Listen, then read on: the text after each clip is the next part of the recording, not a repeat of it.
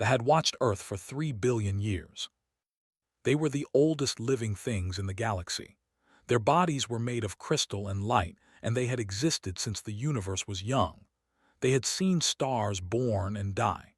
They had watched thousands of species rise from the mud of their planets, build great civilizations, and then fade away into nothing. They remembered them all. But Earth was different. Earth made them afraid. In the space between galaxies, where no light reached and no sound traveled, the council gathered. 7 ancient beings of pure white light sat in a circle. Their leader was Elder, who had lived for 900 million years. He remembered when Earth was nothing but hot rock and poison gas. He had watched the first simple life appear in Earth's oceans. He had seen the dinosaurs rule and then die. And he had watched humans crawl out of Africa and spread across their world like fire. "The humans have reached the outer rim," said one of the council members. Her light flickered with worry. "They are close to our territory now." Elder did not respond immediately. He was thinking about the ancient observation logs, the records his people had kept for billions of years. Every species followed patterns. They grew slowly, developed technology over millions of years, reached a peak, and then declined. It was the natural order of things. They had seen it happen countless times. But humans did not follow the pattern. "Show me the latest reports," said. The space around them filled with images. Earth 300 years ago, a small blue planet with primitive machines and simple cities. Then Earth 50 years later, tall buildings, flying machines, weapons that could destroy whole cities. Then Earth 100 years after that, ships leaving the planet, colonies on the Moon and Mars.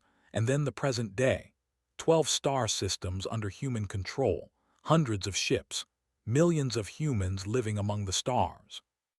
"This is impossible," whispered another council member. "No species develops this fast. It breaks every model we have." "We call it the anomaly," said quietly. "We have studied it for 10,000 years and we still do not understand it. Humans have something inside them that we cannot explain, a hunger, a drive. They are never satisfied with what they have. They always want more." "They are dangerous," said the first council member. "Yes," agreed. "That is why our law exists, absolute non-interference. We do not contact them, we do not help them, we do not stop them, we only watch." "But they are coming closer. What happens when they find us?" Light dimmed slightly. This was the question that had troubled him for centuries. "Then we must decide what to do, but not yet. For now, we watch." Far across the galaxy, Captain Park stood on the bridge of her ship and looked at the stars. The Horizon's Edge was a good ship, not the biggest or the fastest but reliable, had commanded her for 12 years exploring the edges of known space. Her crew was small but skilled. They trusted each other with their lives. "Captain," said Lieutenant from his navigation station, "I am detecting something strange." Walked over to look at his screen, was her best officer. He had an instinct for finding things that others missed. If he said something was strange, it was worth paying attention to. "What do you see?" she asked. "An energy signature, very faint, but it is like nothing in our records." His fingers moved across his controls. "It is old, Captain, very old and very large." Felt a chill run down her spine. In her years of exploration, she had found many things: abandoned stations, dead ships, the remains of alien civilizations that had died long before humans existed, but this felt different. "Can you locate the source?" "Yes, it is coming from a region about 2 light years from here. But Captain," hesitated, "the signature is not coming from one location. It is everywhere, like something is surrounding that entire area of space." Thought for a moment. They were far from home, far from any help. If they found something dangerous, they would be on their own. But that was what exploration meant. That was why she had become a captain. "Set a course," she said. "Let us see what is out there." The Horizon's Edge turned and began its journey toward the unknown. In the darkness between stars, observer Seraphine watched the human ship change direction. Seraphine was young by standards, only 50 million years old. She had been assigned to watch humanity for the past 10,000 years, and in that time, she had developed feelings that troubled her. Others looked at humans with fear or disgust. They saw a dangerous species that grew too fast and burned too bright. But Seraphine saw something else. She saw a species that was fully alive in a way that had forgotten how to be. She watched Captain give orders on the bridge of her ship. The human woman was not beautiful by standards, but there was something in her eyes that Seraphine found fascinating. A fire, a determination, was mortal. She would live perhaps another 40 years if she was lucky. And yet she commanded her ship with the confidence of someone who had forever. "They have detected the boundary markers," Seraphine reported to the council. "They are moving to investigate." Elder's voice came back, cold and distant. "Continue observation. Do not interfere." "Understood," Seraphine said. But as she watched the horizon's edge fly toward the secrets her people had hidden for millions of years, she felt something like hope stir inside her. Maybe, she thought, these humans would be different. Maybe they would not fade away like all the others. Maybe they would finally force the to change. On the bridge of the horizon's edge, engineer reported that all systems were functioning normally. Doctor prepared her equipment for whatever they might find. Lieutenant kept his eyes on the navigation screens, watching the strange energy signature grow stronger as they approached. And Captain stood at the center of it all, watching the stars pass by, unaware that the oldest eyes in the galaxy were watching her in return. The journey to the energy source took 3 days. 3 days of growing tension and excitement. 3 days of preparation and speculation. What would they find? An ancient machine, a natural phenomenon, the remains of a dead civilization. None of them guessed the truth. None of them could have imagined that they were about to discover a secret that would change humanity's place in the universe forever. On the morning of the 4th day, his voice broke the silence on the bridge. "Captain, we have arrived," and he paused, his face pale. "You need to see this." Walked to the main viewing screen and stopped breathing. Before them, floating in the darkness of space, was a station. But it was not like any station humans had ever built. It was enormous, larger than a moon, made of materials that seemed to shift and change as she watched. And it was old. She could feel its age in her bones. This thing had been here when Earth was still forming. It had watched the birth of humanity's son. "What is it?" whispered Doctor, who had come to the bridge to see. "I do not know," said quietly, "but we are going to find out." She turned to her crew, her eyes bright with the same fire that Seraphine had noticed from so far away. "Prepare a landing team. We are going inside." The horizon's edge moved toward the ancient station, and they watched in silence, wondering if this was the moment they had feared for 3 billion years. The moment when humanity would finally discover the truth about the galaxy. And about themselves. The inside of the ancient station was dark and cold. Captain led her team through corridors that had not seen life for millions of years. Their flashlights cut through the darkness, revealing walls covered in strange symbols and pictures that seemed to move when she was not looking directly at them. "The air is breathable," Doctor reported, checking her equipment, "but the composition is strange. This station was not built for humans." "It was not built for anyone alive today," Lieutenant added quietly. He was studying the walls, trying to understand the symbols. "These markings are in a language our computers cannot recognize. It predates everything in our records." Engineer walked behind them, scanning the structure with his instruments. "The technology here is beyond anything I have ever seen. I cannot even tell what most of these machines are supposed to do, but they are still working. After millions of years, they are still working." Listened to her team but kept walking forward. Something was pulling her deeper into the station. She could not explain it, but she felt that they were meant to find this place, that everything in her life had led to this moment. They walked for an hour before they found the central chamber. It was vast, A room large enough to hold a city, with a ceiling so high it disappeared into darkness. And at the center of the room, floating in a column of pale light, was something that made Made's heart stop. It was a crystal, a perfect crystal the size of a building slowly turning in the air, and inside the crystal she could see images, moving images, worlds, stars, civilizations rising and falling. "It is a recording device," whispered, her voice shaking with excitement. "It is a history of the galaxy."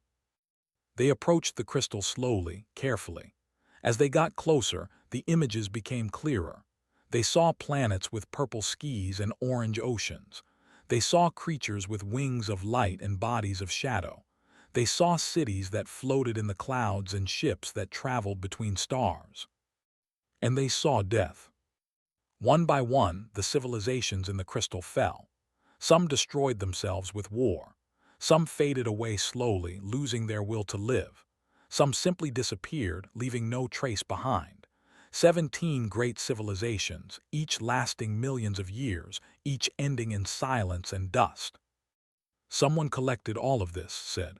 "Someone watched all of these species live and die, and they recorded everything." Though said suddenly.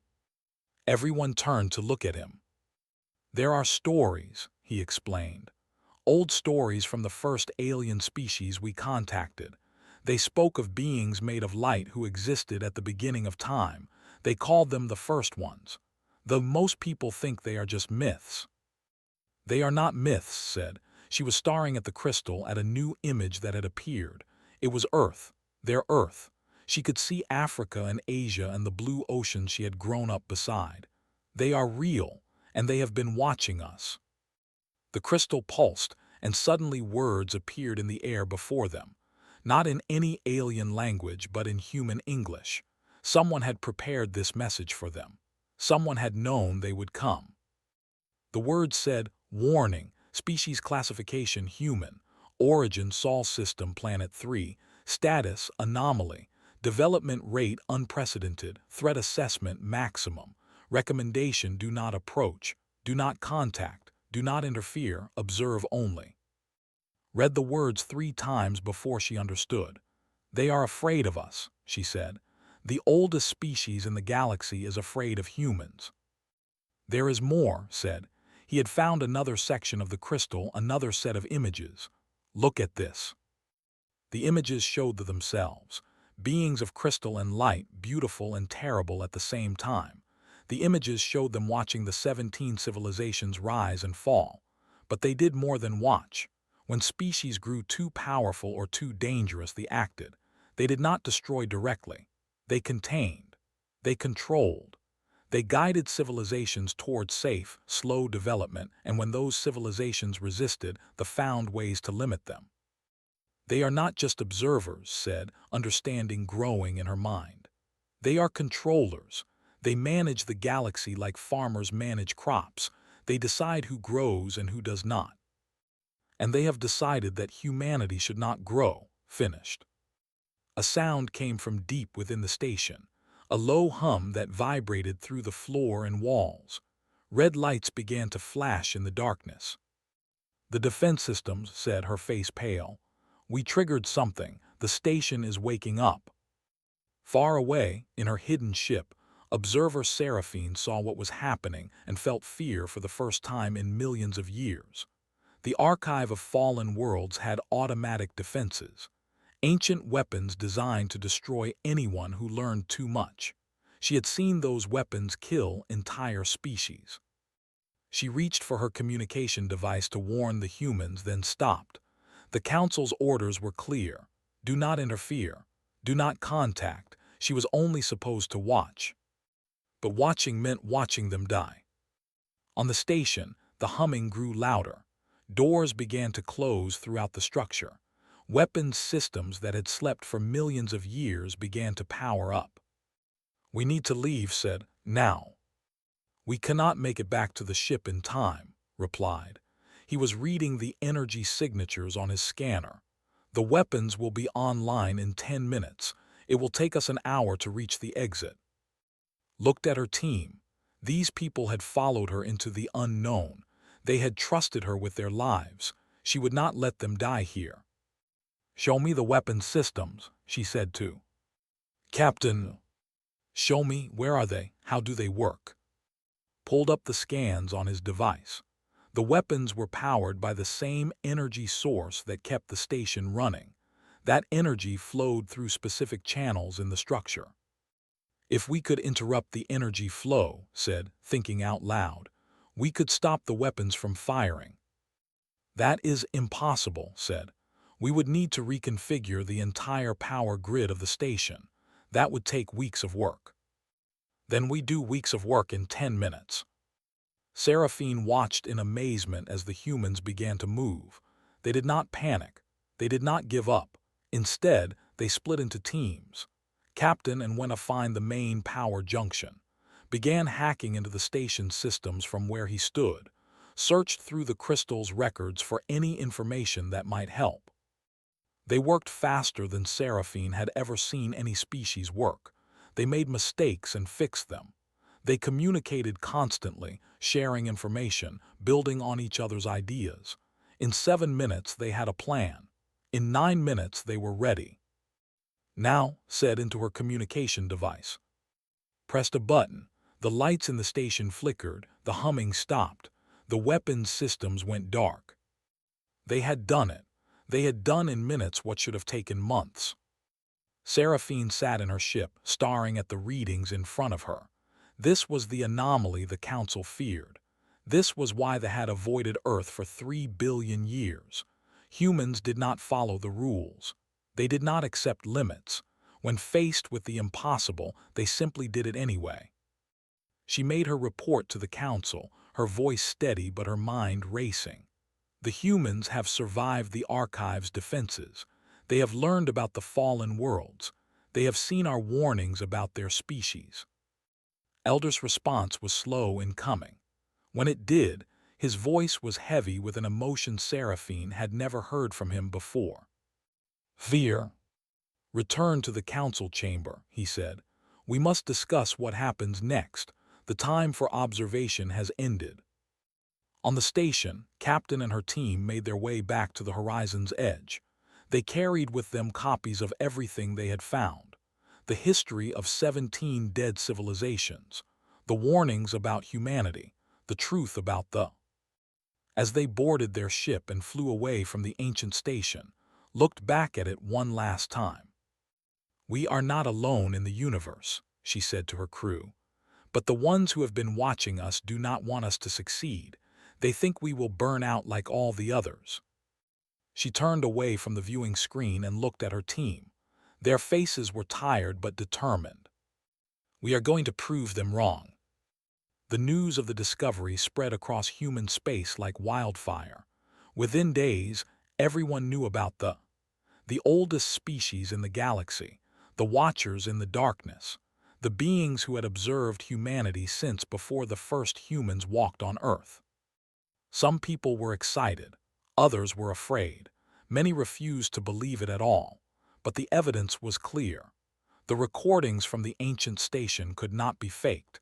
The images of 17 dead civilizations could not be, and the warning about humanity was written in language that even children could understand.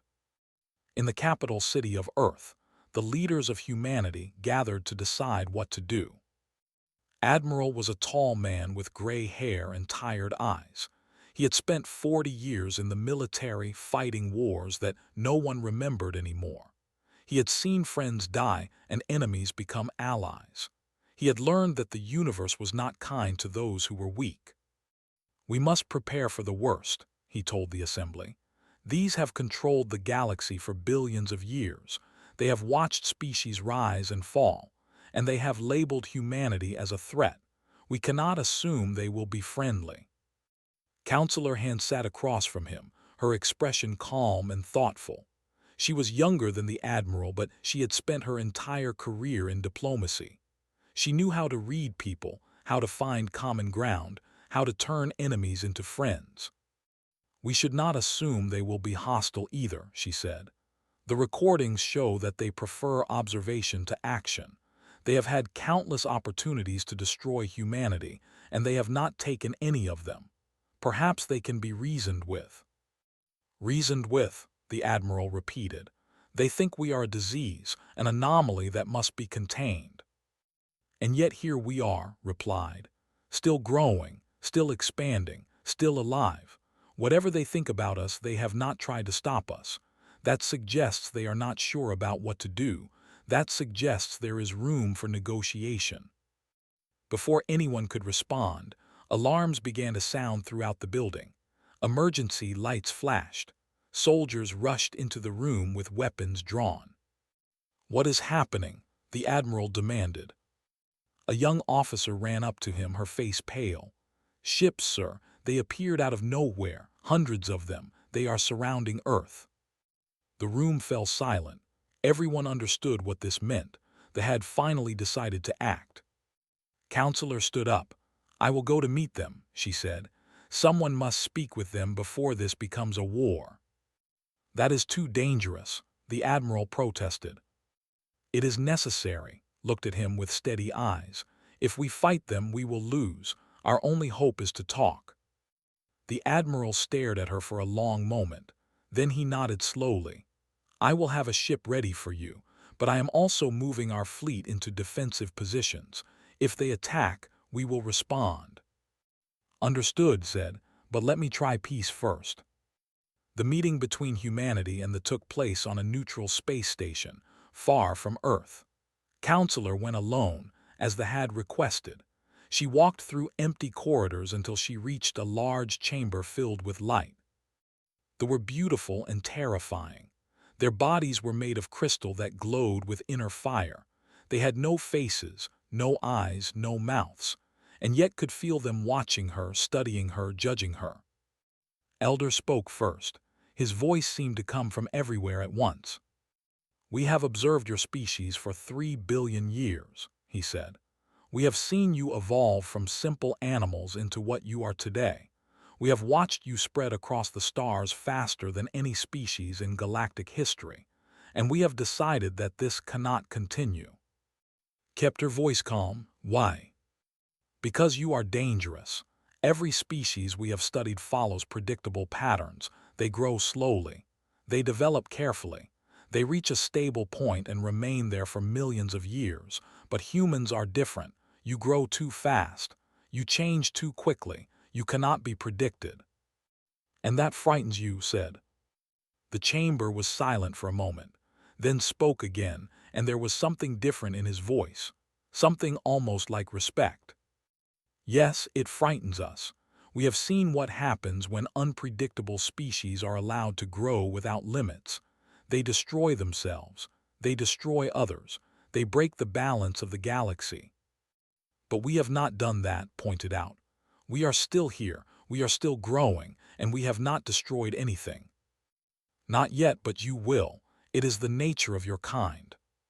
Shook her head. "You do not know our nature. You have watched us from a distance for billions of years, but you have never spoken to us. You have never tried to understand us. You only see what you expect to see." Another spoke. Her light was softer than, and her voice was younger. "I have watched humanity closely for 10,000 years. I am called Seraphine, and I believe the counselor is correct. There is more to humanity than we have understood." Light flickered with something that might have been anger. "You speak out of turn, observer." "I speak the truth.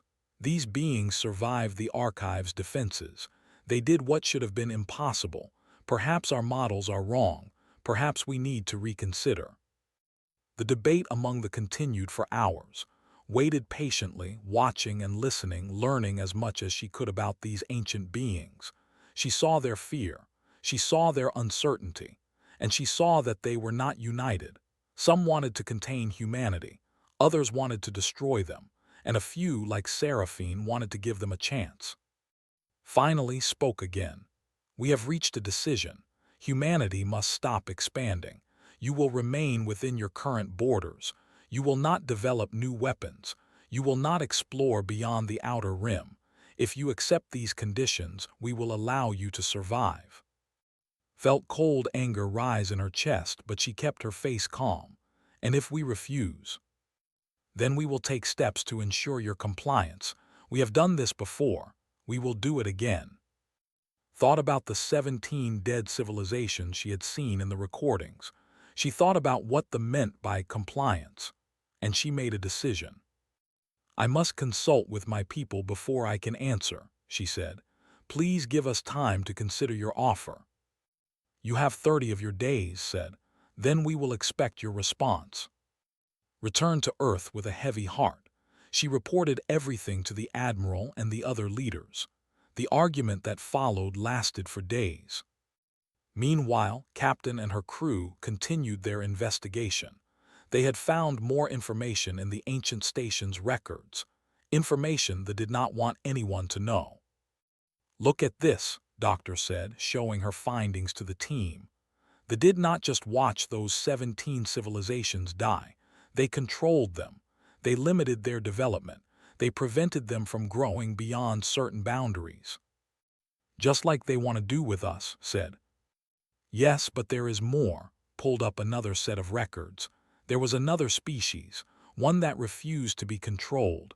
They fought back against the. What happened to them? Asked. His face was grim. They say they destroyed themselves, but the records suggest something different. The records suggest they destroyed them, and then they erased all evidence that they ever existed. Stared at the records for a long moment. Then she looked at her crew. Send this to Earth. Everyone needs to know the truth about our Watchers. They are not protectors. They are not guardians. They are afraid of anything they cannot control, and they will destroy us if we let them. The message reached Earth just as the deadline was approaching. It changed everything. Counselor stood before them once more, but this time she was not alone. Admiral stood beside her, along with representatives from every human colony in the galaxy. We have considered your offer, said, and we have a response. She paused, looking at the ancient beings before her. No. The light in the chamber grew brighter, sharper, more dangerous. You refuse, his voice was cold. We refuse to be controlled. We refuse to be limited. We refuse to fade away like all the others. We are human. We do not accept cages, no matter how comfortable they might be. Then you choose destruction. Smiled. It was a sad smile, but there was steel behind it. We choose to fight for our future. Whatever happens next, at least we will face it standing up. The war that everyone feared seemed about to begin, but fate had other plans. Before anyone could make the next move, something happened that changed everything. Something opened in space near the human colony of New Sol, something that made even the afraid. And suddenly, the oldest species in the galaxy needed the help of the youngest. The rift appeared without warning. One moment, the space near New Sol was empty. The next, there was a tear in reality itself, a wound in the fabric of the universe, bleeding darkness and strange light. The colony of New Sol had 3 million people, families, children, workers building a new future among the stars. They looked up at their sky and saw something that should not exist, something that made their hearts freeze with terror. Things were coming through the rift, shapes that hurt to look at, creatures that existed in ways that broke the laws of physics. They did not have names because nothing had ever survived long enough to name them. Even they had no word for what they were. They simply called them the outside. In the council chamber, Elder watched the rift grow larger. For the first time in 900 million years, he felt the cold touch of true fear. This is not possible, he said.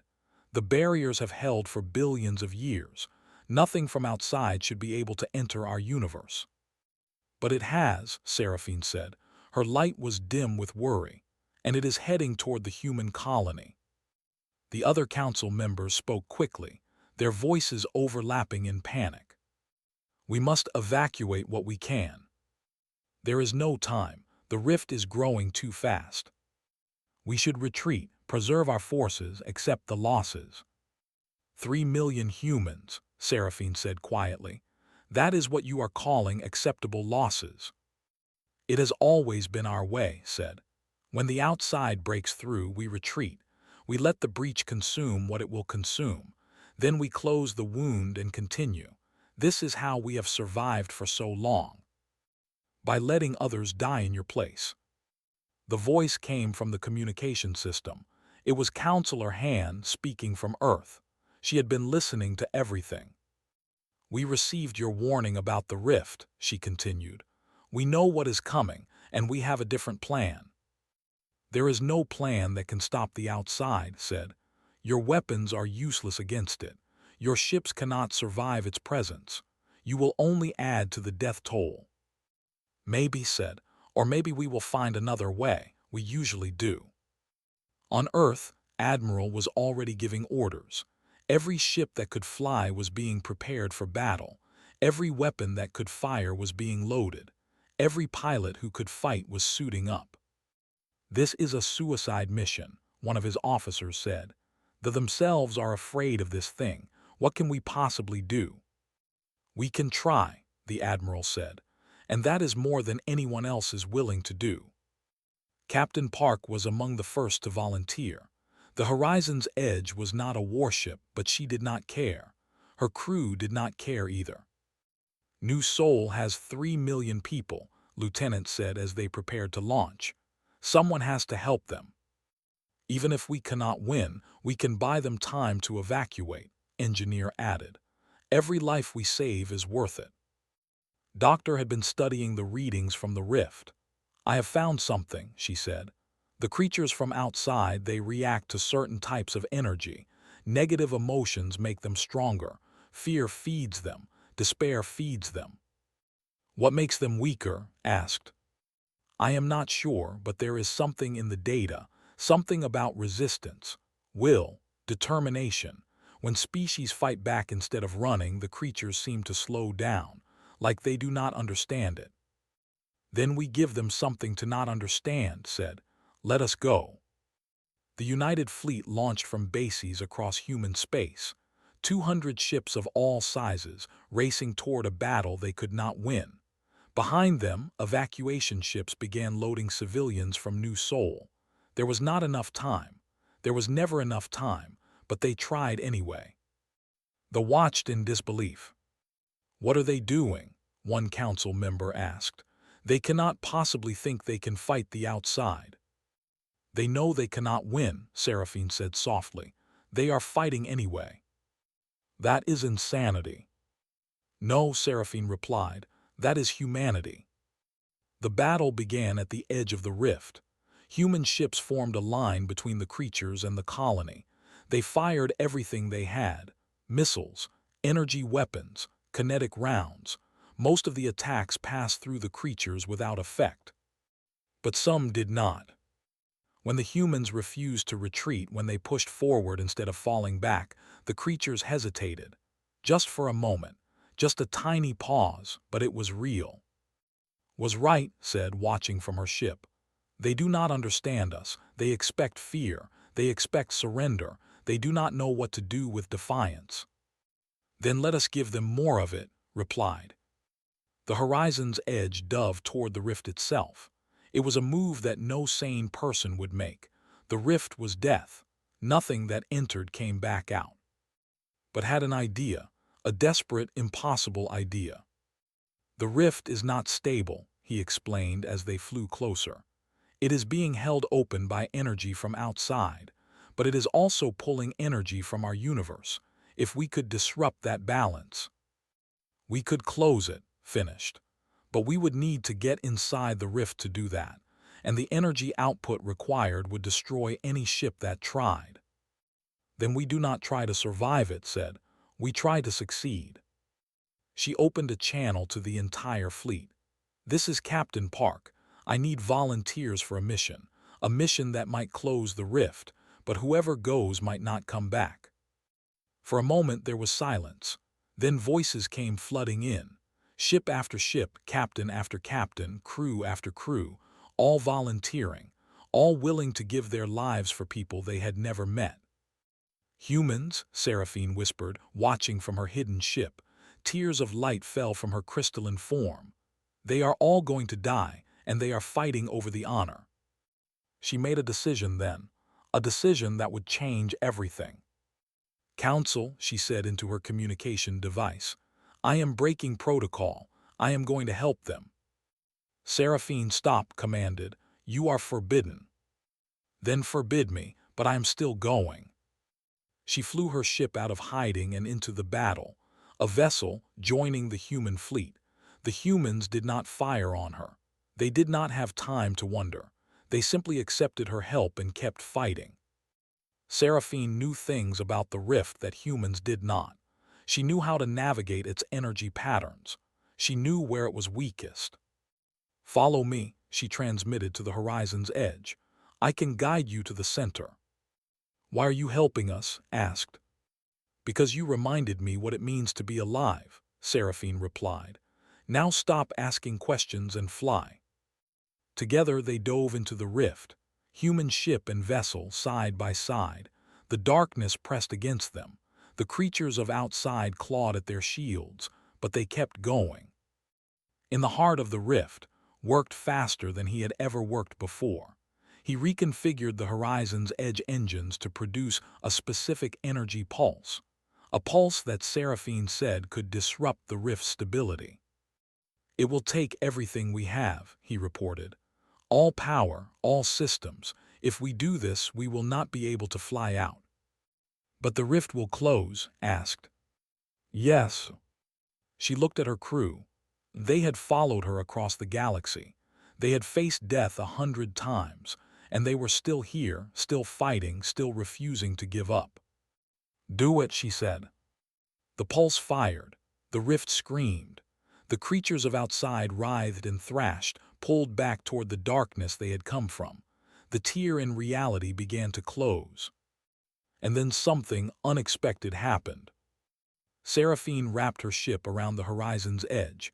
Technology, ancient and powerful, formed a shield around the human vessel. The pulse roared past them. The rift collapsed, and when the light faded, both ships were still there. Damaged, barely functioning, but alive. Outside the rift, the human fleet cheered. The colony of New Sol was safe. 3 million people who should have died were still breathing. And the council watched in silence as one of their own flew beside a human ship, proving that everything they believed about humanity was wrong. "They did it," said. His voice was strange, different, almost wondering. "They actually did it." He looked at the images of human ships limping home, of civilians hugging soldiers, of children who would grow up to have children of their own. "Perhaps," he said slowly, "we have been wrong about many things." On the damaged horizon's edge, Captain sat in her chair and looked at the stars. They had won. Against all odds, against every prediction, against the expectations of beings who had watched the universe for billions of years. They had won because they refused to accept defeat, because they chose to fight instead of run, because they valued something more than their own survival. Seraphine's voice came through the communication system. "Captain, thank you." "For what?" "For reminding me what courage looks like. My people have lived so long that we forgot how precious life is. We forgot that some things are worth dying for. You showed us what we had lost." Smiled, tired but proud. "You saved us, Seraphine. Without your help, we would not have survived the rift. I only guided you. The courage was yours. The determination was yours. The victory was yours." She paused. "I think my people need to learn from yours. We have knowledge, we have power, we have time, but we have forgotten how to use them for anything except survival. Perhaps humanity can teach us to live again." The horizon's edge began its slow journey home, and behind it, the universe was changing in ways no one could yet imagine. 1 month after the battle at New Sol, the council gathered for the last time in its ancient form. The 7 elders floated in the darkness between stars, their light dimmer than usual. They were tired. They were confused. And for the first time in billions of years, they were uncertain about everything they had believed. Elder spoke first. His voice was soft, thoughtful, carrying none of the cold authority it once held. "I have lived for 900 million years," he said. I have seen the birth and death of countless stars. I have watched 17 civilizations rise and fall. I thought I understood the nature of existence. I thought I understood the pattern of all things." He paused, and his light flickered like a candle in the wind. "I was wrong." The other council members said nothing. They had all seen what happened at New Seoul. They had all watched humans throw themselves into certain death to save strangers. They had all witnessed something that their models could not explain. "The humans should have run," continued. "Every calculation, every prediction, every pattern we have ever observed said they should have run. They were facing forces beyond their understanding. They had no hope of victory. The logical choice, the rational choice, the choice that every other species would have made, was to sacrifice the colony and preserve their fleet." "But they did not," Seraphine said. She had been granted permission to speak at the council, the first observer ever given such an honor. "They chose to fight. They chose to die rather than abandon their people, and because of that choice they won." "It does not make sense," said one of the elder council members. "How can ignoring logic lead to victory?" "Because logic is not everything," Seraphine replied. "We have spent billions of years being logical. We have calculated every risk. We have planned for every outcome. And in doing so, we have lost something essential. We have lost the ability to hope. We have lost the willingness to fight for things that seem impossible. We have lost the understanding that some things are worth more than survival." Nodded slowly. "The humans call it courage, or love, or faith. They have many words for it. We used to have words like that too long ago, but we forgot them." "What do we do now?" another council member asked. "Everything we believed about the universe has been proven wrong. How do we continue?" Turned to Seraphine. "What do you suggest, observer?" "I suggest we stop being afraid," Seraphine said. "The humans are not a threat to be contained. They are not an anomaly to be corrected. They are something new, something we have never seen before, and instead of trying to control them, we should learn from them. Learn from beings who live for less than a century. What can they possibly teach us?" "They can teach us how to live," Seraphine said simply. "Not how to survive, not how to endure, how to live, because they know something we have forgotten. They know that the shortness of life is not a weakness. It is what gives life meaning. Every choice they make, every sacrifice they offer, every act of love or courage or kindness, all of it matters because their time is limited. They do not have forever to make things right. They have only now, and that makes now precious beyond measure." The council was silent for a long moment. Then, one by one, they spoke their agreement. For the first time in 900 million years, they chose to change. On Earth, the celebration of victory continued for weeks. Parades filled the streets. Speeches were given. Heroes were honored. But Captain Park avoided most of the celebrations. She preferred to spend her time on the horizon's edge, watching the stars and thinking about everything that had happened. Lieutenant found her there one evening, sitting alone on the observation deck. "The council wants to give you a medal," he said. "The admiral wants to promote you. The president wants to name a holiday after you." Laughed softly. "I did not do anything special. I just did what anyone would have done." "That is not true," said. He sat down beside her. "Most people would have run. Most people would have accepted that the situation was impossible. You did not. You believed we could win even when there was no reason to believe it." "I did not believe we would win," admitted. "I believed we had to try. There is a difference." "Maybe that difference is what they could never understand.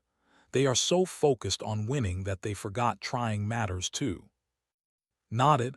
"They have watched the universe for so long that they forgot how to participate in it. They became observers instead of actors, judges instead of players. They thought that was wisdom. Maybe it was just fear." A message came through the ship's communication system. It was from Counselor Han. "Captain, they have requested a meeting. They want to discuss a new relationship between our species. They specifically asked for you to be there." Looked at, he smiled. "Looks like you are not done being a hero yet," he said. The meeting took place on the same neutral station where had first confronted the. But this time, the atmosphere was different. The light was softer. Their voices were warmer. An elder himself came forward to speak. "We owe humanity an apology," he said. "For billions of years we watched your species from a distance. We saw your wars, we saw your violence, we saw your capacity for destruction, and we were afraid." He paused, his light shifting through colors that humans had no names for. "But we also failed to see your capacity for love, your willingness to sacrifice for others, your ability to hope in the face of impossible odds. We saw only what we expected to see. We were wrong." Nodded gracefully. "We understand. Fear is not unique to humans, even the oldest and can feel it. We would like to propose something new," continued. "Not the old way where we watch and judge and contain. A true partnership. Equals learning from each other. You have things to teach us about living. Perhaps we have things to teach you about the universe." "We would be honored," said. Seraphine stepped forward. "I have been appointed as the first ambassador to humanity. I hope to spend many years learning from your people, and I hope that someday your people might learn from us as well." Captain spoke then for the first time in the meeting. "There is one thing I need to understand. Why did you avoid Earth for so long? It was not just fear of what we might become. There was something else." Was silent for a long moment. Then he spoke, and his voice carried a weight of ages. "We avoided Earth because we saw ourselves in you. Long ago, before we became what we are now, that were young. We were passionate. We were brave. We took risks. We loved fiercely and fought without hesitation. We were very much like humans." "What happened?" asked. "We grew old, we saw too much death, we lost too many things we loved, and gradually we stopped taking risks. We stopped hopping. We stopped living and started merely existing. We convinced ourselves it was wisdom. We called it maturity, but it was really just fear. Fear of loss, fear of change, fear of death." His light brightened slightly. "When we looked at humanity, we saw everything we used to be, everything we had given up, and it hurt too much to watch, so we turned away. We told ourselves we were protecting the galaxy from a dangerous species, but really we were protecting ourselves from the reminder of what we had lost." "And now?" asked. "Now we want to remember. You have shown us that mortality is not a curse. It is a gift. It makes every moment precious. It makes every choice meaningful. We have lived so long that we forgot that. Perhaps with your help we can learn it again." Smiled, it was a real smile, warm and genuine. "Then let us learn together. The universe is large enough for all of us." The meeting ended with handshakes and agreements and the beginning of something new. A partnership between the oldest species in the galaxy and one of the youngest. A chance for both to grow in ways neither had imagined. That night, Elder recorded a new entry in the archives. The first new entry in millions of years. "We are the oldest species in this galaxy," he wrote. "We have seen empires rise across 10 billion years and watched them fade to dust. We thought we understood the nature of existence. We believed that all things peak and decline, that entropy claims all. We were wrong. Humanity taught us that mortality is not a weakness. It is a fire that burns in every choice, every sacrifice, every desperate act of hope against the darkness. They measure their lives in decades, yet they reach for eternity without fear. We avoided Earth because we saw our own extinction in their eyes. Now we understand. They are not our ending. They are the universe's way of reminding us why we began. The oldest must learn from the youngest. The galaxy will never be the same. And perhaps, for the first time in eons, that is exactly as it should be." On the horizon's edge, Captain gathered her crew one last time before they departed on their next mission, and stood before her, ready for whatever came next. "The universe just got a lot bigger," she said, "and a lot more interesting. There are things out there we have never seen, worlds we have never visited, secrets we have never discovered. Are you ready?" Always, Captain said. Then let us go see what else is waiting for us. The horizon's edge turned toward the unknown stars and began its journey. Behind them, Earth glowed blue and green in the darkness. Around them, the watched with new eyes. Ahead of them, infinity waited. And humanity, as always, refused to be afraid.